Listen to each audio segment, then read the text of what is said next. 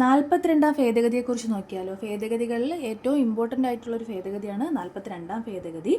ഈ ഭേദഗതി പാർലമെൻറ്റ് പാസ്സാക്കിയ വർഷം 1976. അപ്പം 42ാം ഭേദഗതി പാർലമെൻറ്റ് പാസ്സാക്കിയ വർഷം 1976. നിലവിൽ വന്നത് 1977 ജനുവരി 3. 42ാം ഭേദഗതി നിലവിൽ വന്നത് 1977 ജനുവരി 3. ആ സമയത്തെ പ്രധാനമന്ത്രി ആരെന്ന് ചോദിച്ചാൽ ഇന്ദിരാഗാന്ധി. 42ാം ഭേദഗതി സമയത്തെ പ്രധാനമന്ത്രി ഇന്ദിരാഗാന്ധി. രാഷ്ട്രപതി ഫക്രുദ്ദീൻ അലി അഹമ്മദ്. ഈ 42ാം ഭേദഗതി ഏത് കമ്മിറ്റിയുടെ ശുപാർശ പ്രകാരമാണ് നിലവിൽ വന്നതെന്ന് ചോദിച്ചാൽ സ്വരൺ സിംഗ് കമ്മിറ്റിയുടെ നിർദ്ദേശപ്രകാരമാണ്. മിനി കോൺസ്റ്റിറ്റ്യൂഷൻ അല്ലെങ്കിൽ ചെറുഭരണഘടന എന്നറിയപ്പെടുന്നത് 42ാം ഭേദഗതിയാണ്.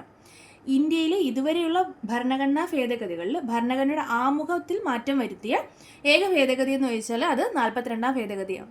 ആമുഖത്തിൽ ഇതുവരെ ഒരേ ഒരു തവണ മാത്രമേ ഭേദഗതി ചെയ്തിട്ടുള്ളത് 42ാം ഭേദഗതിയാണ്.